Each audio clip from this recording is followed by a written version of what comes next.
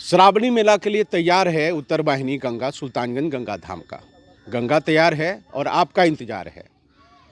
उद्धार की बात आपने सुनी थी, वो उस वक्त का जब वो राजा सगर के 60,000 पुत्रों को जीवन दान इसी उत्तर वाहिनी गंगा के जल से मिला था। आचमन किया गया था तब यहाँ जहानू ऋषि के द्वारा, लेकिन मान मनोवल के बाद अगर जहानवी गंगा फिर से पुनः प्रवाहित हुई तो यही वजह है कि यहाँ से गंगा जल को लेके गंगा धाम से बाबा धाम के लोग यात्रा करते हैं। अब इसका दूसरा कंसेप्ट मैं बता रहा हूँ कि अगर ये गंगा जल है, ये गंगा जल सिर्फ राजा सगर के 60,000 पुत्रों के मोक्ष का कारण नहीं बना, बल्कि गंगा किनारे की वो हजारों नहीं लाखों नहीं अरबों की आबादी जो है वो जीवन यापन कर रही है और ये सच है। अब सच यही है कि श्रावणी मेला की शुरुआत है, प्रशासन की अलग तैयारी है, स्थानीय लोग की अलग तैयारी है। अगर यहाँ से सावन भादो मिला के 1 करोड़ से 1.25 करोड़ लोग जाते हैं और 5,000 रुपया एक आदमी अगर एक बम शिव भक्त कांवरिया खर्च करते हैं तो आप जोड़ लीजिए कि ये मेला हजारों करोड़ का हो जाता है। अब ये सवाल है कि अगर हजारों करोड़ का मेला है तो व्यवस्था कहाँ है।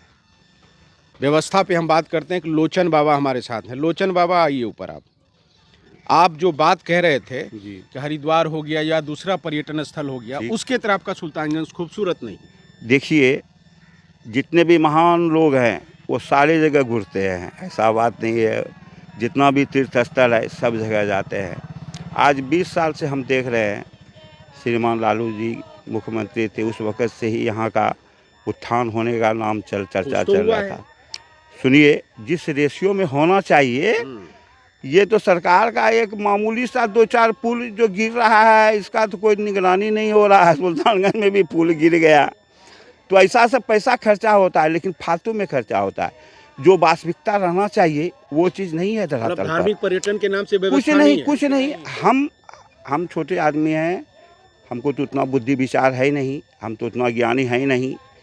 तो हम तो उन लोगों को कहेंगे जिनके पास ये सारी व्यवस्था है वो ध्यान दें, आकर्षित करें यहाँ के लोगों को कि सरकार है और यहाँ पे लोग आएँ, सुंदर रूप से रहें। उनका व्यवस्था होना चाहिए रहने का। जमीन है अगल बगल डेवलप करने का है, मंदिर का ज़मीन है, सरकार का ज़मीन है, सारा जगह ज़मीन है।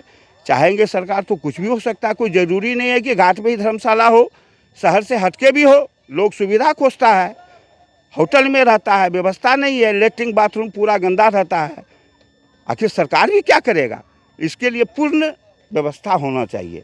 ये नहीं है कि सावन आया तो 2 महीना पहले से काम शुरू हो गया। अगर इसको अच्छा से करना है तो सही समय रहते हुए सब कुछ का विकास करें। कि केदारनाथ, बद्रीनाथ या जो भी हर जगह सरकार का 40-40 हज़ार पुलिस धर्म के नाम पे, सुरक्षा के नाम पे रहता है, ठीक है। और केदारनाथ और अमरनाथ, वैष्णो देवी, ये सब सारा तो सरकार के हाथ में है। तो बिहार के ऊपर भी केंद्र सरकार ध्यान दें। ये नहीं कि राम मंदिर है और वहाँ पे जो है ना काशी मथुरा पे जा रहे हैं, मथुरा और वृंदावन देख रहे हैं। हर राज्य का कुछ विकास होना चाहिए ना। गंगा धाम का नहीं हुआ उस हिसाब से।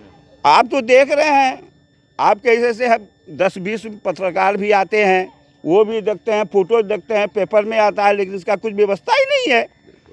यानी इनका दर्द यही है कि ये व्यवस्था होनी चाहिए। क्यों होनी चाहिए अस्थायी रूप से? इसलिए कि ये सिर्फ 2 महीना का मेला नहीं है, बल्कि गंगा अगर बहती है तो गंगा इस जगह की सूखती नहीं है, अनवरत पानी ये बहते रहती है यहाँ।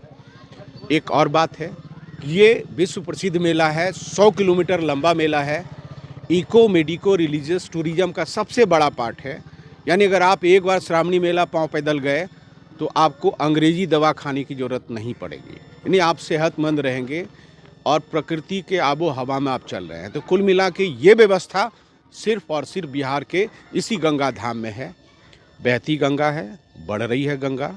गंगा आपका इंतज़ार कर रहा है, आप आएँ और श्रावणी मेला का आनंद उठाएं। सहारा समय के लिए सुल्तानगंज से अनुज कुमार, शिवलोचन।